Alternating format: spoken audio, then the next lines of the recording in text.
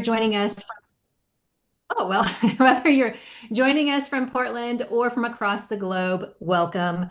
For those of you who might be new to us, the Portland Lviv Friendship City Association is a volunteer-led effort that connects the cities of Portland, Oregon and Lviv, Ukraine through cultural exchange, community dialogue, and humanitarian support.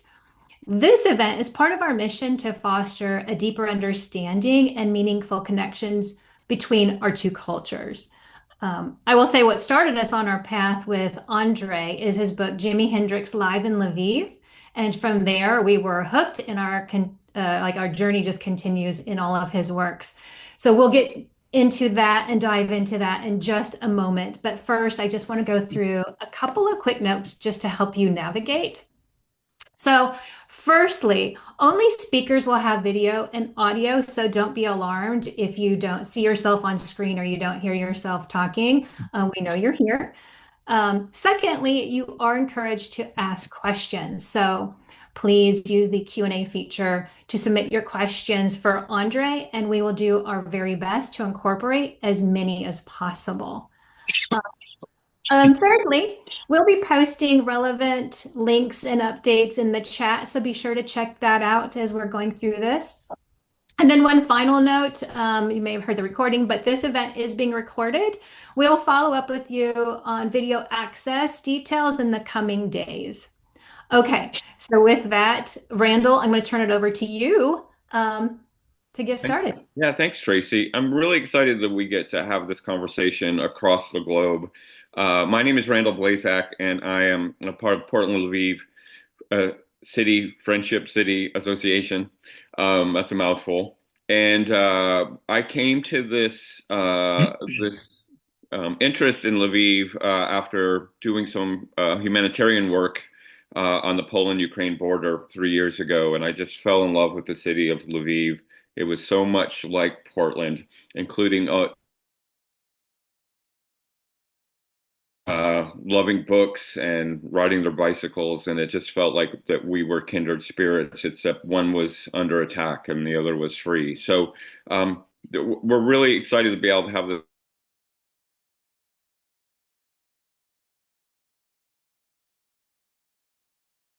and then I'd love to talk about this book. By the way, we will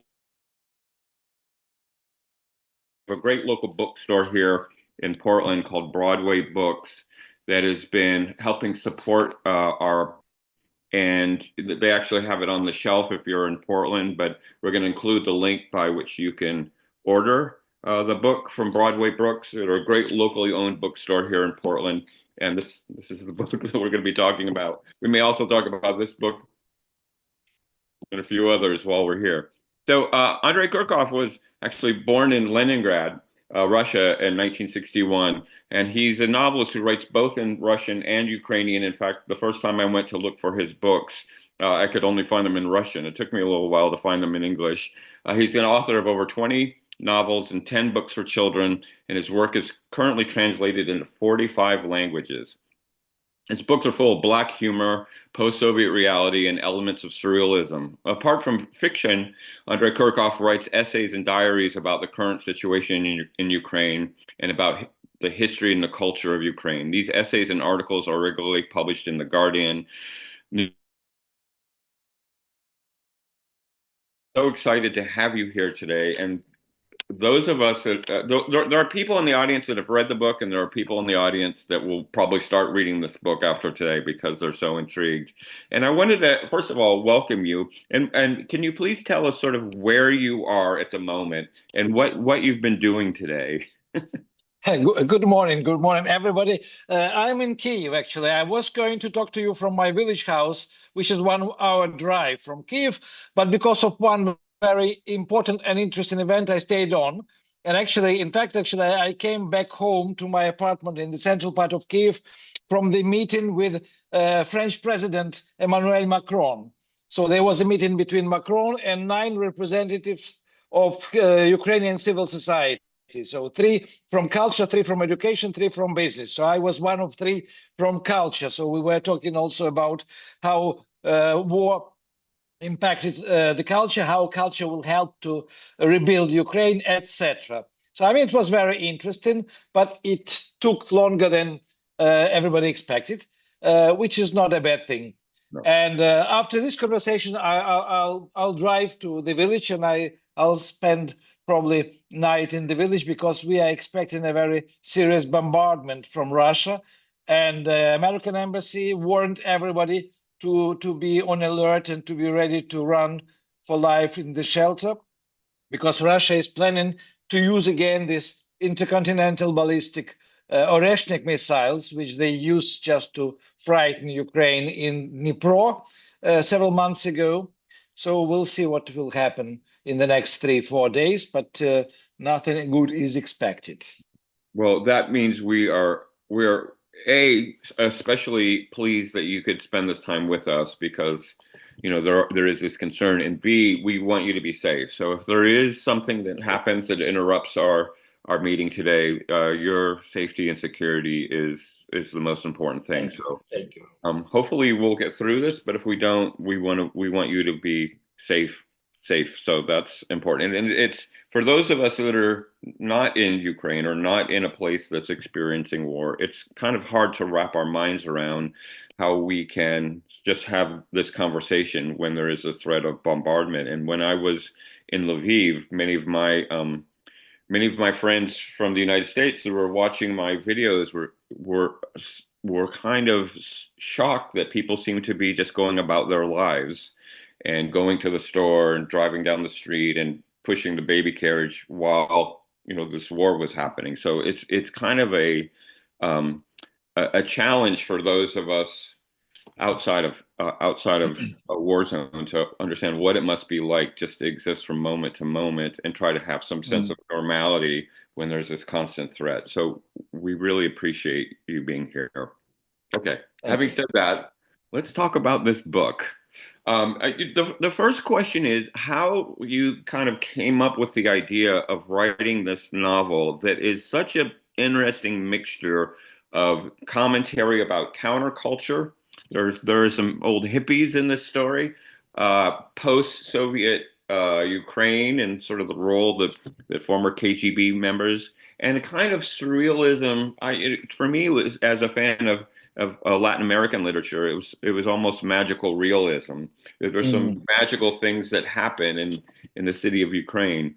So if you could talk a little bit about how the idea came to you to write this Well, very fascinating story. I mean, it is a story which is very unexpected, I think, Yes. because what happened, I mean, I wrote and published about 20 books about Kiev. So, I mean, the Kiev was the main setting, and I continue. I'm writing now a series of historical crime novels about Kiev life set in 1919 during so-called civil war. But in 2010, I received an invitation to come to Lviv to have coffee with Mayor of Lviv, whom I knew and whom I know, Andrey Kurkov. And actually, he invited me, and I love Lviv because I mean it's like Vienna. It's very Austrian-Hungarian imperial, and he knew that I love Lviv. And so actually, the first question he asked me when we were drinking coffee in his office, he said, "You have written so many novels about Kiev. Maybe you would be interested to try to write a novel about Lviv." And I said, "Well, it sounds interesting. It sounds interesting, and it will give me actually a reason to come more often to Lviv." And I sort of promised. But of course, I didn't know the story, what I'm going to write about. And I started traveling every month, sometimes twice a month, to Lviv, looking for a story. I mean, I love walking, not driving, but walking. So I walked practically every street of Lviv, many streets several times, imagining what could happen there and there, in Levandivka, in the Old Market Square, in other parts of the city. And I would come back home to Kiev with some ideas. Then I would write down these ideas, and then I would think, no, it doesn't work because I mean, this story can happen everywhere, not only in Lviv. So I need really a story that could happen only in Lviv. And then I decided to change my approach. I was traveling to Lviv from Kiev always with the same train, I think number 91, which arrives at 6 o'clock in the morning to the railway station. From the railway station to the old city, it's like almost 1 hour walk. And I would always walk actually this long street towards the center. And I decided actually just to talk to people and less to think about possible stories and just listen to people. And who can you talk to at 6 o'clock in the morning? So I should homeless, drunkards, and police. Well, I mean, all of them are very sociable, as you know. And so actually, I started coming twice, sometimes once a month, sometimes twice a month to Lviv. And I would start my walk from the railway station, stopping by anybody with whom I could talk about something that happened in his life or her life, and or some interesting stories they heard about happening in Kiev. And once one asked me, "Do you know Ali Kalisevich?" And I said, "Who is he?" I said, "Oh, you don't know. This is the main hippie of Lviv." So, I mean, this is how I heard first time name Ali Kalisevich, and I found him. And immediately I thought, well, this is the good beginning. He will be a character in the novel. I asked him if he doesn't mind it. He said, okay, he agreed. So he is in the novel with his real name, surname, and even the address. Uh, and and then actually I thought, well, I'm here, so I'm in hippies. It means 1970s. My elder brother was hippie. I knew hippies a lot when I was a student. And at the same time, actually, Lviv for me was always a magical city, especially in the summer. If there is no rain, there is sun. You have a feeling that you are in Mediterranean place, and somewhere around the corner there should be a sea. So I mean, there are several reasons why I have Odessa uh, and Lviv. But anyway, actually, slowly I built. I mean, I decided to have three real characters who are known to most of the Lviv people, and three invented characters, and therefore two or three plot lines. And this is how the work began. And it actually took me 2 years to write. Of course, I mean, Lviv is famous for the cobblestone roads, which used to be of very poor quality because I was also coming to Lviv by car and I was driving Lviv streets. So, and the other reason why the main character is actually is connected with medicine, because I should add that actually I'm from a doctor's family. My mother was a doctor, my grandmother was a doctor. I grew up in a house with lots of books on the medicine, so I regularly get some kind of medical fantasies in my novels. So I mean here, one of the main characters, he gave up studies, medical studies, but he found the way to earn money using his medical knowledge. So he has a very old car, like 20 years old car, half alive, and of course plus cobblestone roads. So he offers his patients a service to help them to get rid of the kidney stones by driving them in the night on different streets which have different level of vibration because different level of quality of cobblestones. So this is his small business. And I don't want to tell the whole story, but anyway, but he's one of the main characters who is in love with a girl who works in an exchange office. She changes currencies, but she wears gloves because she has allergy against cash, against money. And of course, there is Ali Kolisevich, who is a hippie. He is the main archivist of hippie movement in Ukraine. As in the novel, he is lighting the stage from the left side the opera theater in Lviv. And of course, I mean, if there is a hippie, then there should be somebody who was fighting against hippies. KGB, in reality, they were confiscating vinyls. They were arresting them for 15 days, but they were not considered very dangerous. I mean, hippies were considered a nuisance and cultural dissidents. And since culture didn't mean much, they were not considered political dissidents. They were like a bad influence of the US on the Soviet society. But the beginning of the novel actually is based on a very interesting and real coincidence of dates. So, I mean, the date or the night when Jimi Hendrix died in London in a hotel named Samarkand is the same day when, according to the Molotov-Ribbentrop Pact, Soviet army occupied Lviv in 1939. In the Soviet historiography, this date is called the day of reunification of Western Ukraine with Soviet Ukraine. So this was always a big political day in Lviv. And this was the day when hippies were coming to Lviv to celebrate death of Jimi Hendrix.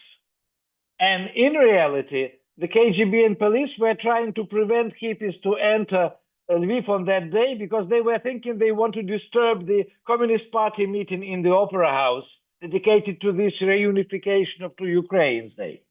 So, I mean, I give you too much information, but I will stop in a moment, yeah. And so, actually, the novel begins with hippies, already old hippies, coming to a like symbolic grave of Jimi Hendrix on famous Lychakiv cemetery in Lviv. And suddenly they are joined by a retired KGB officer who wants to say sorry for what he did in 1970s and 80s and wants to thank hippies because he had been listening to the confiscated vinyls in 1970s and 80s and fell in love with Jimi Hendrix and the rock. And I will not tell probably more about the other plots, but there are two more real characters in the novel. Oksana Prokhorets, who is very active charity activist who helps homeless in Lviv, and who is a member of amateur theater, and Yurko Vinichuk, a famous Lviv-based author and mystificator.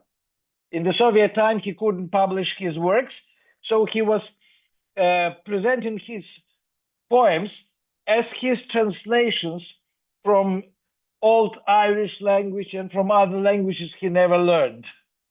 And they were published, these texts, as translations. But this is in real life. What he is doing in the novel, you can find out when you read it. I love how these characters are woven together. It really is sort of these separate stories that gradually all come together. And I had some thoughts when I started reading it. And I know that when you're writing fiction, you have a certain amount of license to borrow from reality or invent your own reality. So there is one of the questions I wanted to ask you: is there a belief that Jimi Hendrix's hand was brought in by the KGB? Is that story told, or did you invent that story? Well, in fact, I invented this story. But after the book, I mean, there is a hippie rock band mentioned in the book, Super Vuiki, Super Uncles, and they existed. They still exist. But I mean, in 1980s, their instruments were confiscated by KGB, and since then, actually, they were banned to play, and they didn't play together. And suddenly, when the book was published, they got together 20 years or more after that, and they played, and I was invited. So what happened later, many still living hippies of Lviv started writing memoirs and publishing them. And they included in their memoirs the episodes from this book as real episodes. So it's just like it became part of their memory. You have created reality. You have created a reality for them.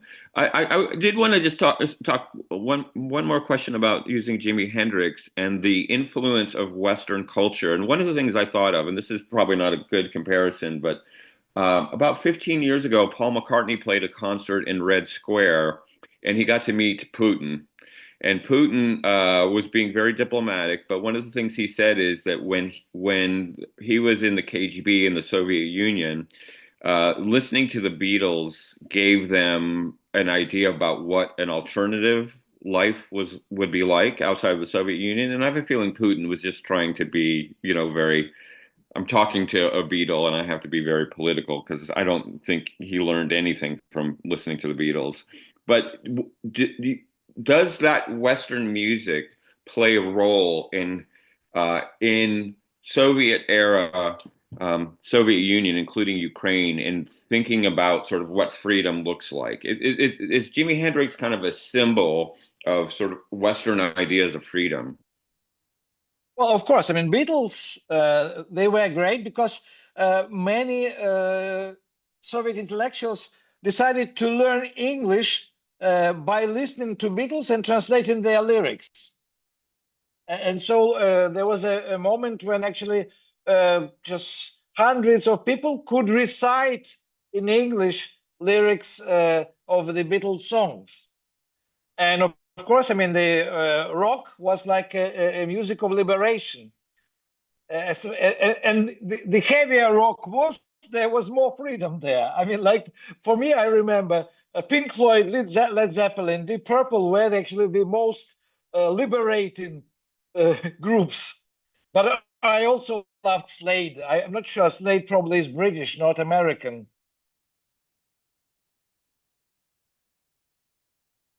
Yeah, Slade never really got a big audience here in the United States, but us rock fans know them well.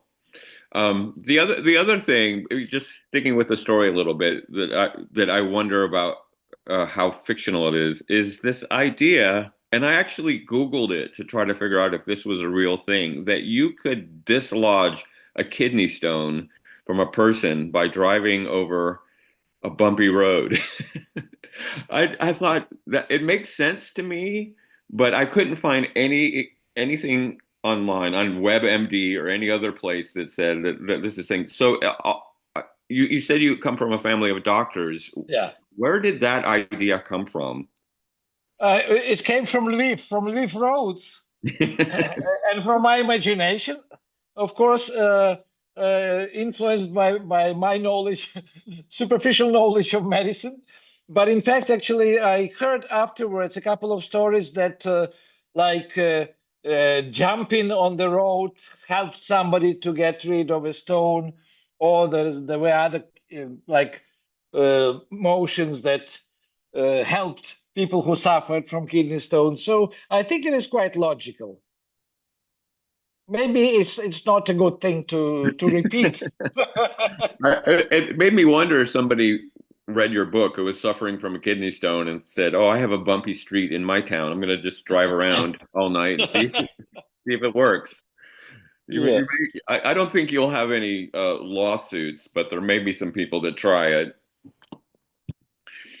Yeah, I mean, yes, I don't think anybody It's a wonderful will element. take it very seriously. Yes. Yeah, and I Anyway, love that. I'm sure everybody consults doctors first Yes, in please such an issue. consult a doctor Yes. before your local taxi driver. Yeah. No, it's a great part of the story. I love it. It's very visual, and having spent a little time in Lviv, I know those streets, and it makes perfect sense because they're ancient and uneven. I think we have a few of those in Portland. This story has a lot of humor in it. There's a lot of really funny things. I mean, the woman who's allergic to money but works exchanging money. It's just a great dark humor. But there's also some melancholy and some sadness in it. And when you're writing, do you feel to keep the reader engaged that you kind of have to take them on an emotional journey?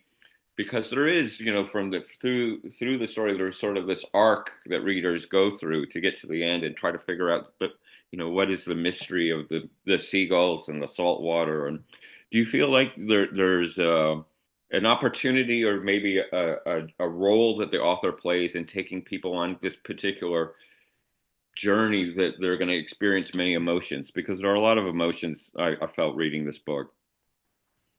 Well, I mean, this is my principle. I mean, I write for readers, not for myself. And I want readers to share my sentiment about the characters and about the story. And when I read something, I want to be hooked on a story, and I want to fall in love with the character. I want to worry about the character, so to follow the personages. So I'm trying to do the same. I want readers, first of all, to get to know the characters, and then to follow and to worry if everything is okay with them. Mm. I mean, we had in 1990s, we had a lot of so-called black literature when actually authors were writing about post-Soviet reality, at the same time sharing their hate for the reality, for the post-Soviet space, for the characters, for the story. And actually, they were writing for people who needed proof that life is not worth living. I'm quite the opposite. I believe that actually any story is an energy charge. So you are sending additional energy to a reader, including happy end or almost happy end, which is very important because it gives hope. And it can help actually the readers to solve their problems. Because, I mean, you need examples of happy ends. You need examples of difficult situations being solved. And so this is like partially medical. I mean, it's like psychological also thing that I not only want to get readers involved in my story, but I want them to be happy while they are following this story. Yes. Yeah, that makes a lot of sense. There are moments of confusion in the book. What's going on here? I'm having a hard time understanding because some things come from beyond reality. And then there's this sort of joy of like, oh, okay, this makes perfect sense. So there's that emotional release. Yeah, this story takes place before the Russian invasion, and you have this KGB character, but I'm wondering when you're writing the story, if you felt a need to have a political commentary woven into it. For someone who's outside of Ukraine that might not understand maybe the references of some of the names that are used or some of the references to things that are Soviet era versus post-Soviet era, did it feel like you wanted to write a political commentary about the relationship between Ukraine and Russia in this story? Not exactly. I have another novel or several novels about this actually, but the main novel is The President's Last Love, where Vladimir Putin is one of the characters, and that is the novel that I wrote and published in 2004.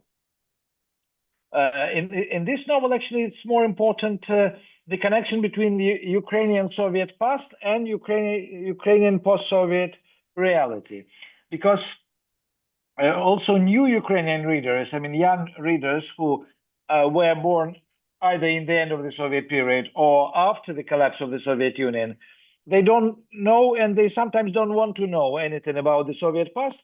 And then they don't understand lots of things which are happening now in today's Ukraine, because actually today Ukraine is populated also by older generation, by their parents, by their grandparents sometimes, who influence this situation in the society, in the country.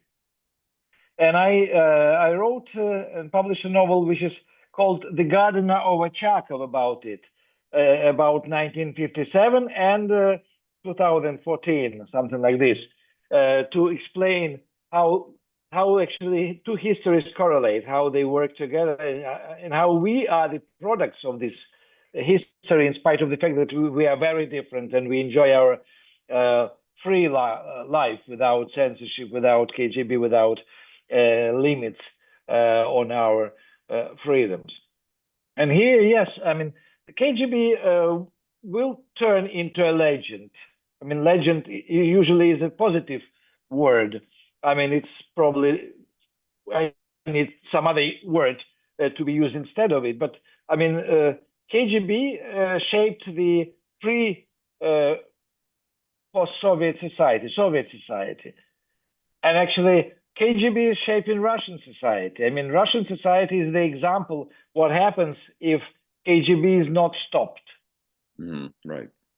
Then you have fear, you have repressions, you are trying to escape because the only way to remain free is to escape from your country, etc. Yeah. So I mean, although I mean this retired KGB officer in this novel, he is not nasty, and obviously he was probably not considered useful for KGB. That's why he was asked to spy on hippies, not on real enemies. So that's why he got corrupted by the Western music, and but still I mean, he he repented. I mean, he repented. He said sorry to Alec and to other hippies, and he wants to be included in the hippie society, although he doesn't belong there. Yeah. He's sort of the opposite of Putin, Yeah, who yeah. was who heard the music and went in the other direction. I'd love to talk a little bit about you as a writer and writing in Ukraine. And one of the things that we've been trying to establish here is that often when people look for literature from Eastern Europe, it is in this category called Russian literature. And Russian literature is Ukrainian literature, and Russian literature is Czech literature, and everything gets sort of thrown into this. At least on this side of the globe, things get thrown into the just sort of broad category of Russian literature. In Yep. fact, as someone who's a Czech American, is a great fan of all the great Czech writers, I know that Czech literature is unique from Russian literature. Is so in your writing now. I mean, now that we're many decades out of the Cold War, how do you see Ukrainian writers distinguishing themselves from that sense that the I guess the West has, that it's all Russian? What how can Ukrainian literature be seen as separate from that category? Well, first of all, actually, we should accept that there is a huge difference between Russian mentality and Ukrainian mentality. And over 3 centuries, Russia was trying to assimilate Ukrainians and to make Russians out of them. The difference is that actually Russians are collective, including writers. Russian writers are collective, and they consider actually literature an instrument in education and upbringing, first of all. So the literature serves the system. Ukrainians are individualists. So, I mean, Ukrainian authors are individualists. You cannot put them together. They don't function as a group of writers. There were some small groups or some companies or some circles of writers in all the times. But anyway, Ukrainian writers are never ready to teach anybody or to write something to be used as instrument of patriotic upbringing or education or something else. And Ukrainian writers were always more European, more story oriented, not philosophy oriented. I mean, Russian literature created phenomena of fatalism. I mean, this is the result of collective Russian classical literature. Fatalism is a foreign notion for Ukrainians because Ukrainian classical writers, they were not writing something fatalistic or something educational. I mean, they were trying to portray the situation in the Ukrainian society and the main problems of Ukrainian society, but it was done differently. It was done more like in Eastern European way. I mean, for example, I find much more in common between Polish classical literature and Ukrainian classical literature than between Ukrainian writers like Olga Kobylanska or Kostyubinsky or Ivan Franko and Lev Tolstoy and Dostoevsky. They have nothing in common at all. So, I mean, today's Ukrainian authors who are working now, I mean, they are individualists. they are not part of political system or educational system. They tell stories, even in non-fiction books, because now the time of non-fiction. I mean, everybody writes about the war. There are almost no love stories written, no crime stories written. But every voice is different, and they don't want to be marching together like in Russia.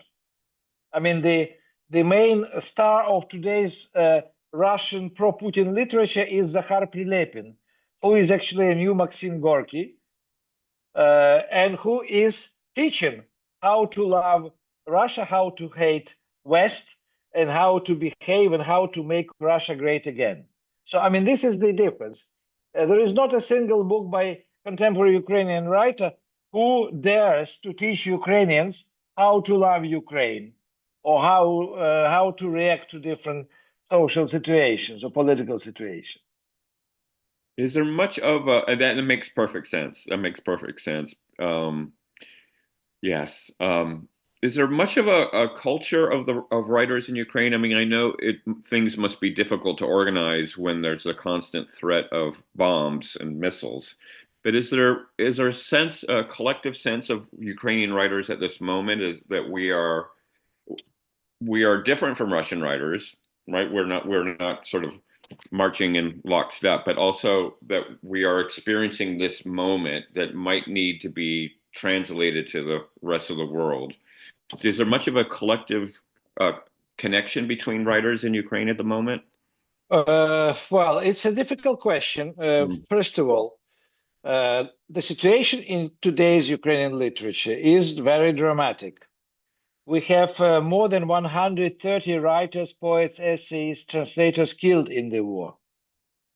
One was executed, Volodymyr Vakulenko, a poet who wrote for children. He was killed from handgun because of his Ukrainian identity and because he lived in Kharkiv region near Izum, and probably he refused to talk to Russian occupiers in Russian.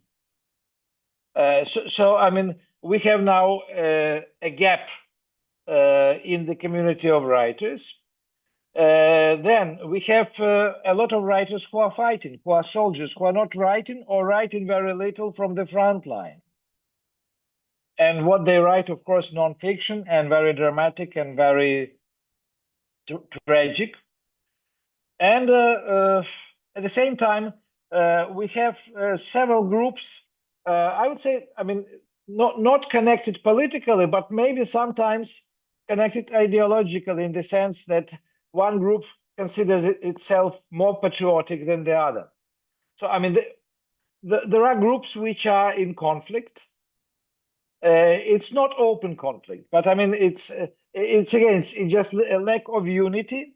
But at the same time, as I said, unity is not natural for Ukrainian intellectuals because, I mean, they love to argue. And smallest, actually, disagreement, not essential disagreement, can make now, because of the situation of the war, because people are radicalized, can make two enemies out of two friends and of people who had the same ideas for 20 years before. So, I mean, we are living in traumatized society, and actually intellectuals get traumatized much quicker and much faster than people actually who are taking time to think, because intellectuals trying to react to everything. Yeah, I did want to ask you about that.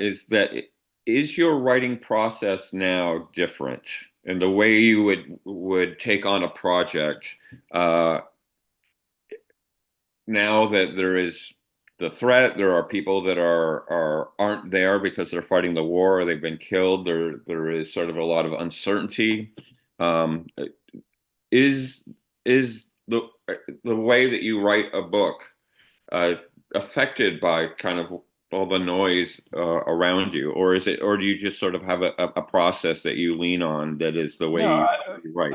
I mean, life of every Ukrainian is different now than before February 2022. I mean, the war started in 2014 with annexation of Crimea and occupation of part of Donbass by separatists and their Russian volunteers. But then the war was far away, it was local, and some people actually managed to ignore it, especially if they lived 1,000 kilometers away from the eastern border. But from February 2022, it's completely different life. And if it is different life, you work differently, you function differently, you have different priorities. And what happened to me, practically the first missiles that exploded in Kiev at 5 o'clock in the morning on 24th of February, they killed me as a fiction writer. I mean, one day later, we became displaced persons with my wife. We went to the West. We found our children who were with their friends on holiday in Lviv, by the way. We went to Lviv, we picked them up, we took them to Transcarpathian region, etc. And then we stayed 4 months in Uzhgorod, a town on the border with Slovakia. And we lived in a small flat which was given to us for free by a lady who used to live there. And she went to live with her daughter and daughter's family. And I started writing about the war, about experience of being a displaced person, etc., about stories of my friends. I mean, we were trying to keep in touch with my friends. I mean, they became refugees or displaced people in other places. I mean, like the widow of my first publisher, Irina, she became, with her daughter and some other relatives, a displaced person 70 kilometers away from Uzhgorod in Beregovo, in another town. So we started visiting them and receiving visits from other. I mean, the life became something very surreal and at the same time strange and dangerous, because even there in Transcarpathian mountains we had alarms, sirens, and explosions, because I mean Russia was trying to hit the railway stations and railway exchanges in the mountains, because this was the route which was used to bring military help from Europe, etc. And so I tried to return to fiction several times, and I failed, because when you write novel, you have to be able to detach yourself from the reality, and to be in this kind of out of touch with reality space for several hours. And you get this habit every 20 minutes, every 10 minutes to check on smartphone what are the latest news from the front line, what is happening in Kyiv, what is happening in Lviv. So you cannot actually detach from the reality. And I had a novel unfinished. And so I managed actually to get back to this novel only 3 years later, in July last year, and I finished this novel in November. And since then, I'm dreaming of starting a new novel. But at the same time, I mean, during these 3 years, I wrote 3 nonfiction books about life during the war. 2 of them are already out in English. The Diary of Invasion was published by Deep Vellum in the States. The second the second book, Our Daily War, is coming out soon to the States. And I finished recently the third one, 3 Years on Fire. And I hope, I mean, I want to stop writing about the war, but the war is not over. And actually, I assume that every writer who writes about the war, he understands that actually writing about the war now is writing about Ukraine. So you want to keep Ukraine in focus. And I understand that less and less people are reading now about the war in Ukraine, because it is an old war. It is not only 11 years old, but it is actually, there are new wars to follow. India-Pakistan war is going on. I mean, Gaza and Israel, etc. So, I mean, there are lots of doubts, lots of thoughts, lots of considerations, and probably an attempt to find a balance. I cannot find a balance, because I mean, like a couple of times I was completely exhausted because I was writing from morning till late about the war, and psychologically I was more tired than physically. And then I needed a couple of days of silence and just doing nothing to get back to my senses. Yeah, I can't imagine.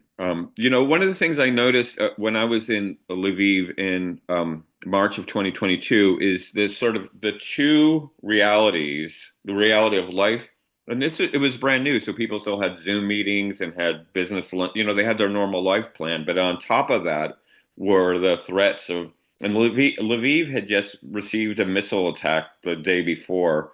I was there the first time. So these two complete realities to exist in. Life as usual, and we're under attack. And you know, your work has this element of surrealism, almost dreamy like quality. And I was wondering as you were talking, is if living in that dual reality, life as usual, and there's a war going on, kind of affects how your imagination works when you're writing, because it is like almost like being in a dreamlike state. And many of the people who were watching me from the United States when I was in Lviv were like, why are people out? Well, they're living their lives, but they're also aware of this new horror that is the war. And it's sort of like there's two things going on in your brain at the same time. And I wonder if that impacts how you think when you're writing, because it's not something that people in the West understand. People in Gaza and people in India, you know, are now experiencing these things, but it must affect the thinking process as you're conjuring up characters and dreaming up stories to be Well, of what, two worlds. I will just explain why I couldn't write fiction after the full-scale invasion began. And I think this is because not only because you cannot concentrate on the fiction, but because writing fiction is a pleasure, like reading fiction. And it's a guilty pleasure in the time of the war. And then you are afraid to use your imagination because imagination is something from the peaceful time. I mean, like there are thousands of dramatic real stories, real characters. I mean, I know what happened to families of my friends, etc. I mean, I know so many real tragedies that I don't want to retell. I mean, I mentioned some of them in my nonfiction books, but I think that you can write only truth about what is happening. You cannot add fantasy or magic or add uh, invented character. And like you cannot touch with fiction fingers this reality that is bleeding. And this is what actually probably stops me even now to start a new novel. Although, I mean, the series of novels that I have been writing recently, they are about another war, very similar to today's war, also in Ukraine, that lasted 4 years from 1918 when Ukraine announced its independence after October Revolution 1917 till 1921, when the Red Army occupied all of Ukraine and announced it a Soviet Ukrainian Republic. So actually, I think this is my only possibility to write fiction, to write about something similar to what is happening today, but set in the past and based on the documents, on the archives, on real events. Then actually I can put invented characters in the real situations and I can work on this kind of fiction. That makes a lot of sense, that you can use history to tell the story of the present, or to Yeah. be a parable for what's happening now. I did have one sort of question about the book, and then I want to continue talking about what's happening in Ukraine. And I also want to remind people that we do have a Q&A feature. If you do want to ask a question, we have time at the end for questions, so please feel free to submit a question. This particular book, Jimi Hendrix Live in Lviv, is a story of characters. It's a story of a moment in Ukraine's contemporary history. It's also a flight of fancy. I don't know if you have that saying, but you know, there is sort of this kind of magical thing that is happening while the story is being told. And I'm wondering that is there for me, I'll just tell you my conclusion is it's a lot about sort of redemption and forgiveness. and people who are on sort of opposing sides kind of finding each other, including hippies and KGB agents, and sort of reconciliation with the past. That was my takeaway when I got to the end of the book. Is there an intent or a message that you hope readers feel at the end of reading this particular book? Well, I agree with your understanding of the message of one of the messages, but it is also a book about how different Ukraine is. Mm. Because I mean, Ukraine consists of 26 regions, and each region has its own history and its own past and its own sort of intonation and atmosphere. And the end of this novel actually is about Odessa. So I mean, it's like a trouble for one city came from another city with completely different history, built by Greeks, Portuguese, Spaniards, etc. And it's also Ukraine. And so, I mean, this was one of the messages that actually Ukraine is not only Lviv, not only Donetsk, not only Crimea, not only Odessa, but also Volyn, Lutsk, Chernivtsi, etc. So, I mean, it's a wonderful, very, very unusual country because, I mean, it is. I mean, it has more than 26 voices, more than 26 stories, probably hundreds of stories and hundreds of voices, which are different, but they have a lot in common. And this the main issue that is in common is this Ukrainian mentality, individualism, desire to be free, to consider freedom more important than stability. Mm-hmm. So actually, I mean, this novel is about priority of freedom over stability. Although actually everybody seems to work to return stability to Lviv, but still freedom remains the main value.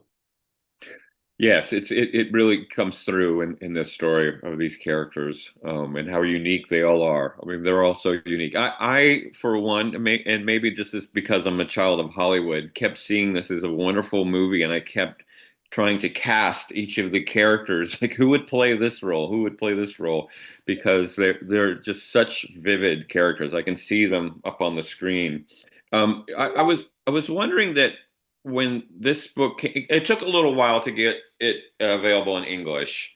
And I think, if I'm not mistaken, first it was available in Russian before it was available in Ukrainian. Is that right? Sorry? Was the book available in Russian before it was in printed in No, Ukrainian? it actually, the book was published in 2012, simultaneously in Russian and in Ukrainian. Okay. In Ukraine. In Russia, it was never published. And it was the first experiment of my publisher to have on the same moment two books, in two different linguistic versions of the books. And the book in Ukrainian was selling much better than the original version in Russian. That makes sense. How do you Yeah. feel about translations? I like I was saying before, I think as an English reader and as an American, there were probably some things I missed in reading the story.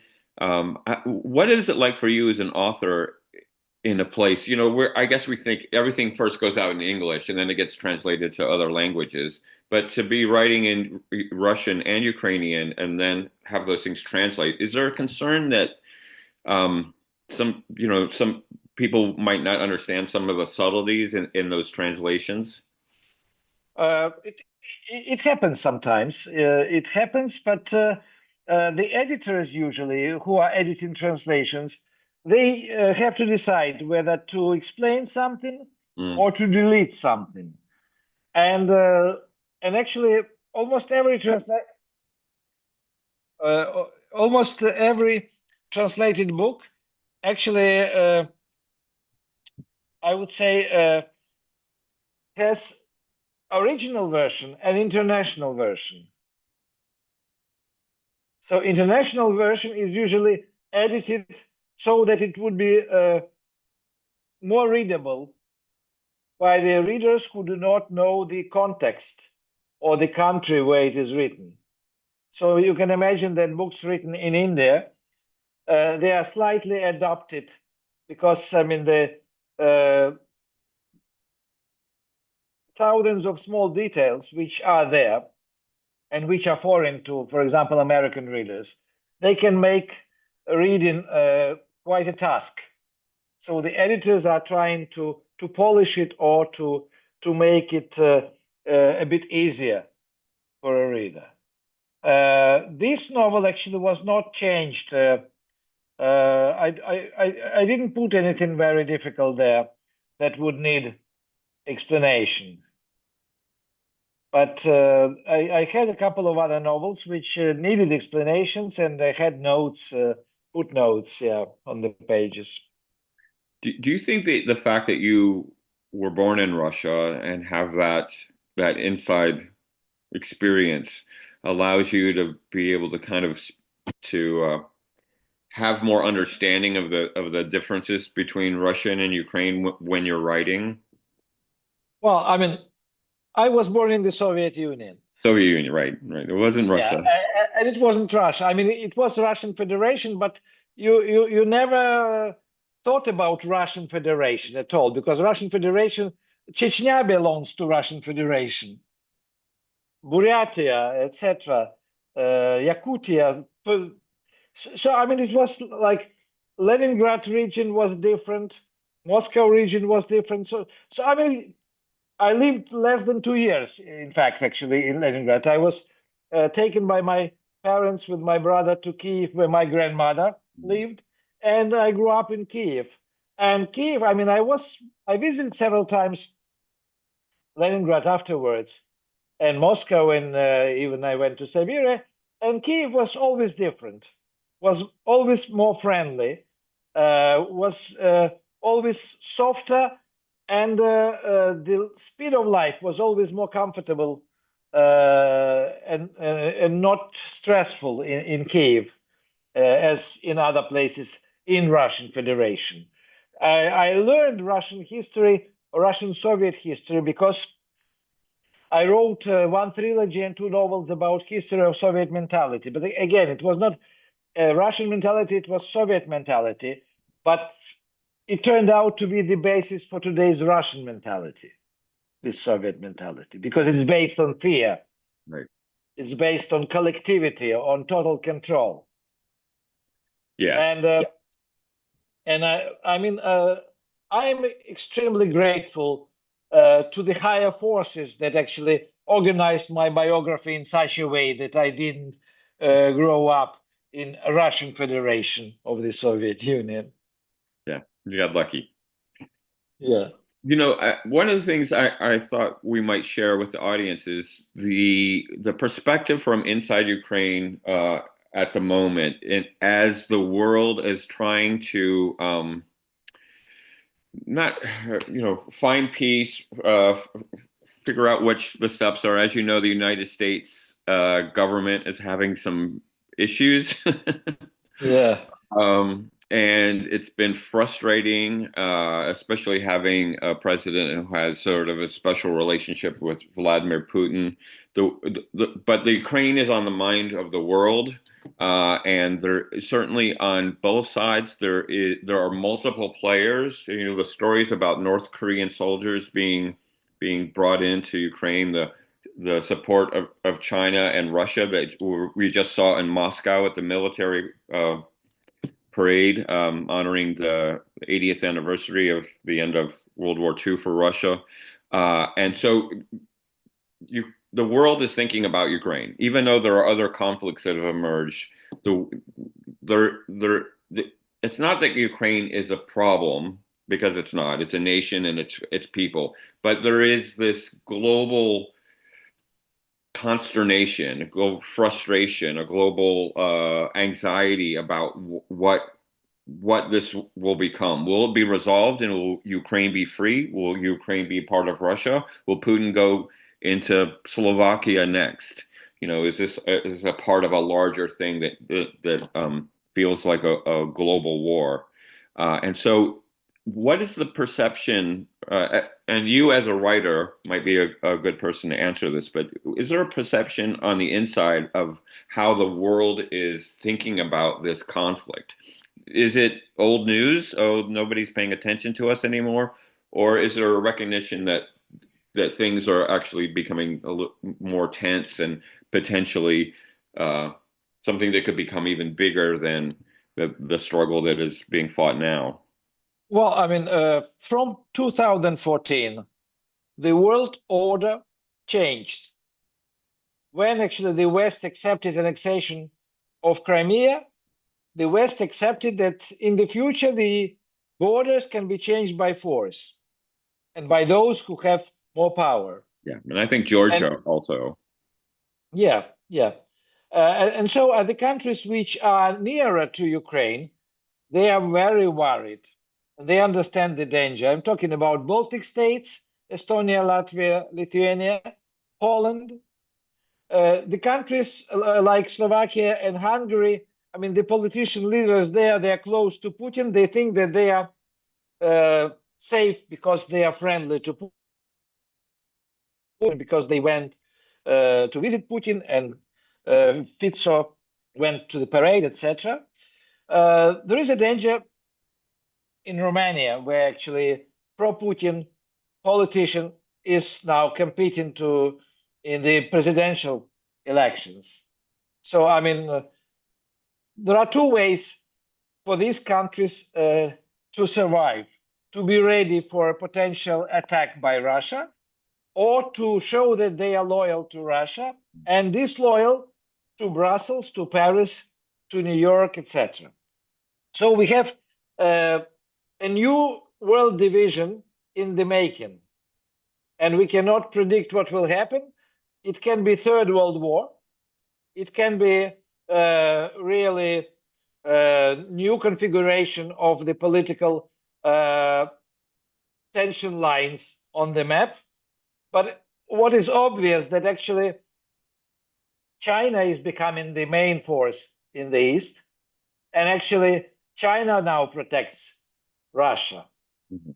And the Russian soldiers are now fighting using Kalashnikovs assembled in China. So North Korean forces are fighting against Ukrainian soldiers. So we have now the configuration of authoritarian states against democracy. And this is actually what Putin announced in the beginning of full-scale invasion, that this is war against democracy, Western values, and against USA on the Ukrainian territory. Yes. Well, yes, I mean it is a microcosm. It's a massive nation, but it is a smaller version of this global conflict that is being played out in Ukraine, and the future of Ukraine is the future of the world. I mean, it really feels like will democracy and freedom survive, or will totalitarian states win the day? So it's been a challenge in the United States because some people don't see what's at risk. Some people don't Yeah. see why this matters for us so far away. Um, but you said that very well.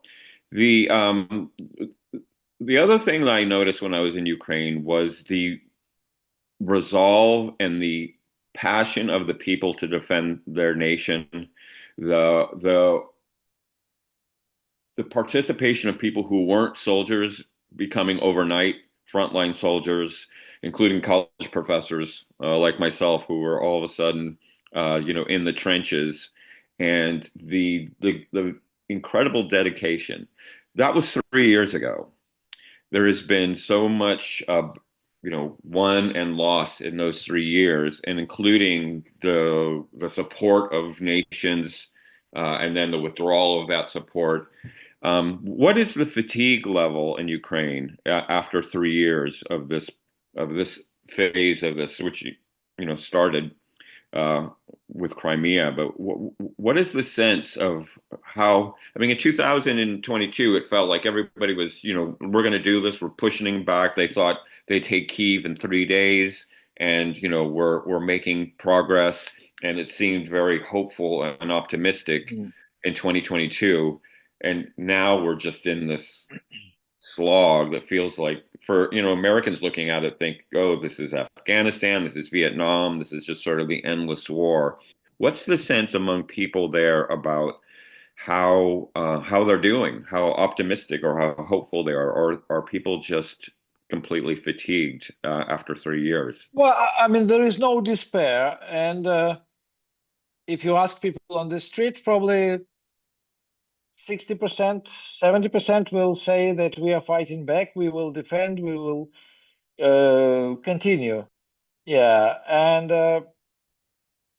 I think, yeah, I mean, if we remember the first questionnaires about whether Ukrainians are ready to trade peace for territory 1 year after the full-scale invasion, it was like 10% of people who would agree to this.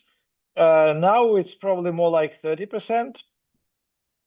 But again, many people, I mean, if they are asked anonymously, they would say it. If they are asked just with a camera, people prefer to remain patriotic because, I mean, they don't want to show that the society is weak.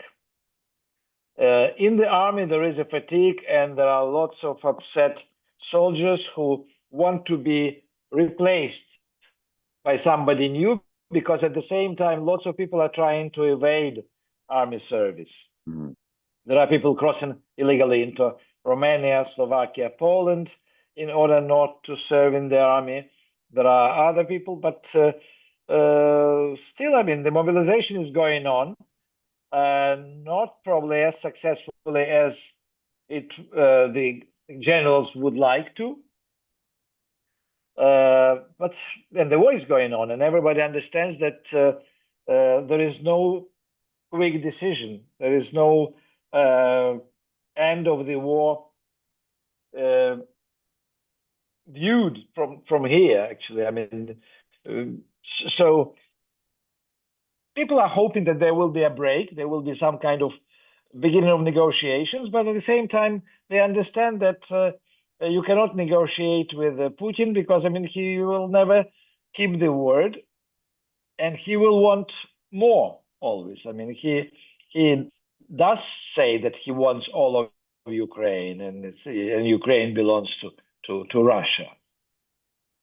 Yeah. And I think that's the I think that there's a concern on this side that how long is this going to take? How are we in this endless war like we were in Afghanistan, and it's just going to be endless bloodshed. And so I think you're right. I think there is a hunger for negotiations, but cautious negotiations because it's Putin. I did want to, yeah. I did want to ask you, and then we're going to start winding it down. But I did want to ask you sort of a future-oriented question. You mentioned that you were writing. What do you still want to write about? What are you working on now, and what are things that you really want to put pen to page and get out to the public? Well, I mentioned that I dream of starting novel number 4 in my series. The Silver Bone is the first novel. It's published in the States. The Stolen Heart is just out or is coming out in the next days in English. Third novel is now with the translator. And I want to write next novel about events in Kyiv in 1919. It is a historical crime novel with the same character, Samson, who is a police investigator in the Soviet police, because everything is happening during the second occupation of Kyiv by Bolsheviks. They came on the 6th of February 1919. They stayed until 31st of July. Then they were replaced by the White Army and Simon Petlura Ukrainian army that entered Kyiv simultaneously from two sides. And so I'm sort of fascinated by this period, period of chaos, actually, in which Kievites wanted only to survive because they were not sure who will win in the end. And there were about 13 or 14 changes of the power in Kiev during 4 years. And it's historical. I mean, there is a lot of historical information, and there is a crime plot which helps to tell lots of stories about life during this period. That's I am a fan of history and making history relevant in the present. For the last 3 years, I've been reading every book about Joan of Arc, including Mark Twain, who wrote a very large book about Joan of Arc and turned it into a great novel. So it's a beautiful way to help people understand the present by taking them to these places in the past to write, and especially helping those of us on the outside of Ukraine kind of understand Ukrainian history and what makes it unique, because it's sort of a new genre or a new kind of topic for us, because we've always sort of associated it just as the Soviet Union. So I love that you're focusing on that piece of history. This book, Jimi Hendrix Live in Lviv, has gotten a lot of Western eyeballs on it. And I think the title attracted a lot of attention. Good job on coming up with a good title that would attract people who might not normally be thinking, I need to read a Ukrainian novel. It certainly attracted my attention. So that was a very good little hook. And have you been interested in how people have thought about this book, or how they've talked about it, how they've reviewed it? I think Yes, yes. yeah. I read a lot of reviews, and I'm always curious, although this for me it is not a new book No, anymore.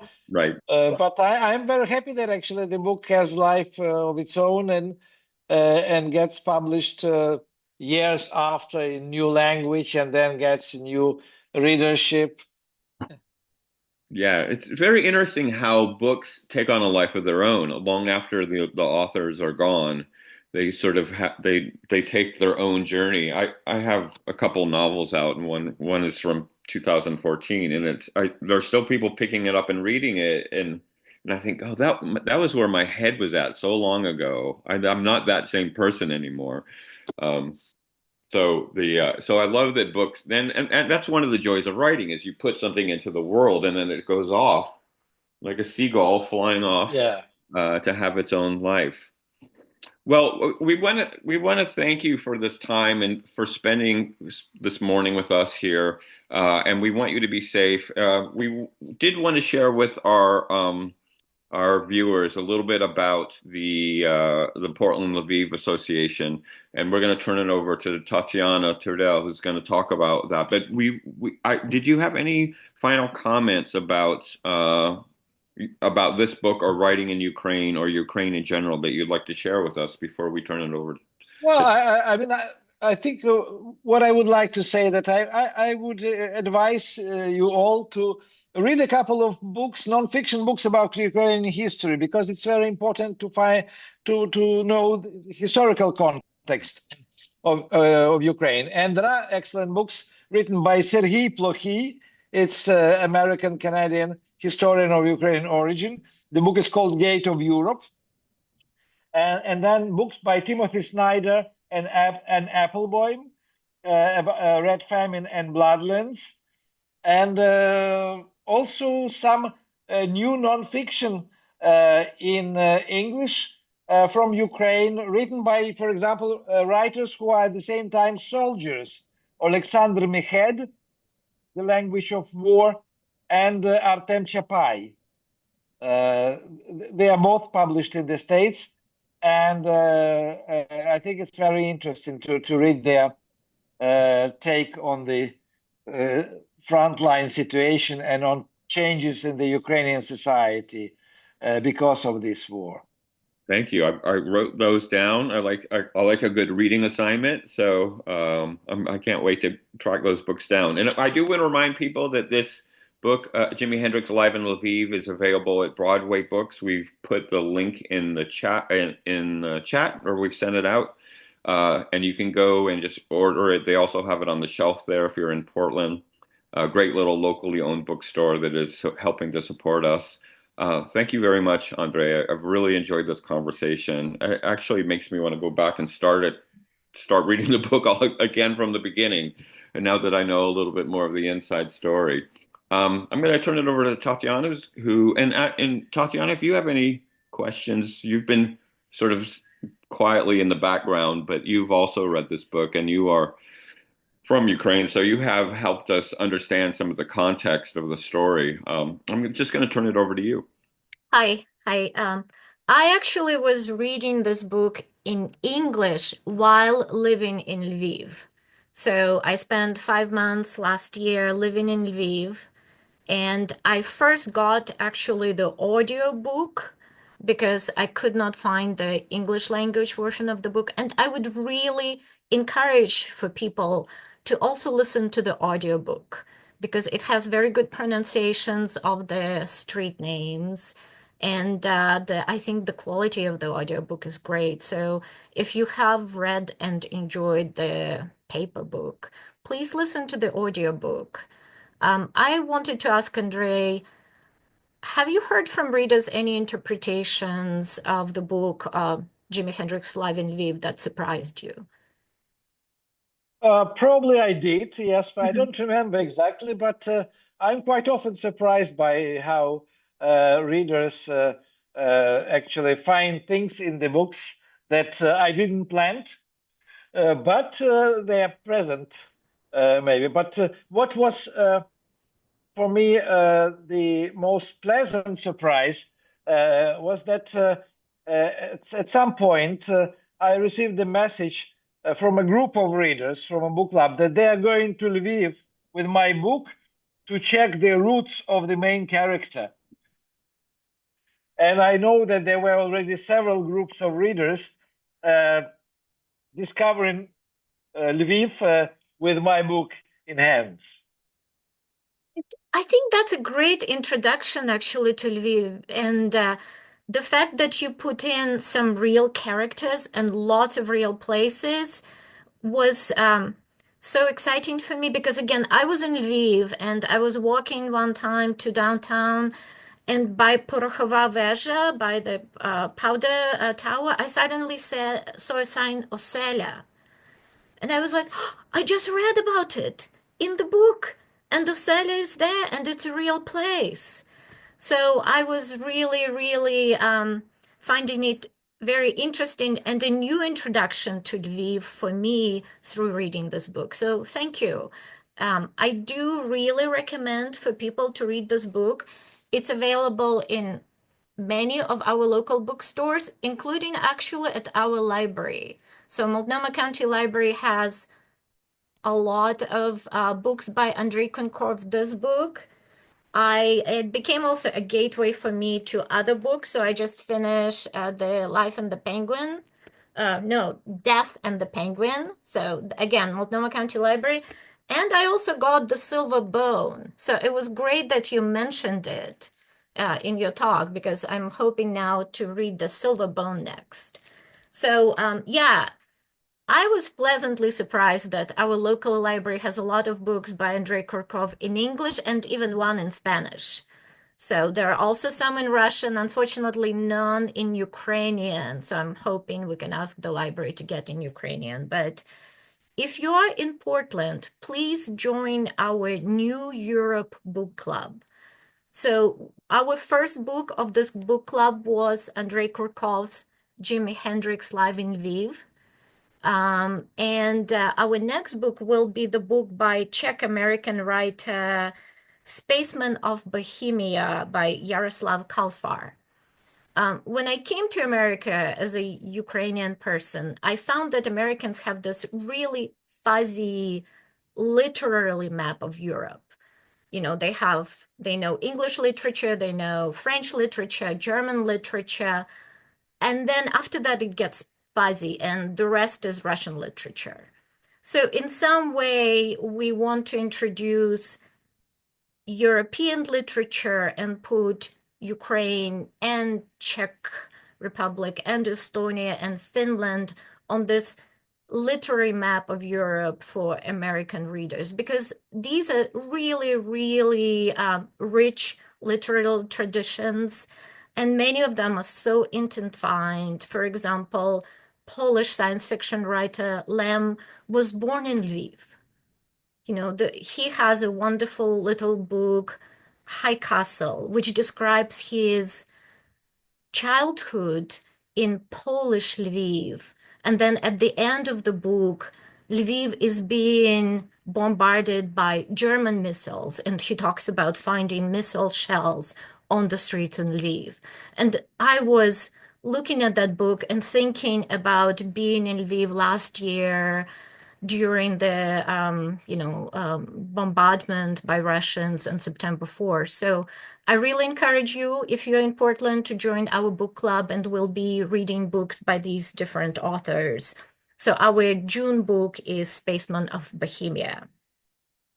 I also want to thank you very much for coming to this event.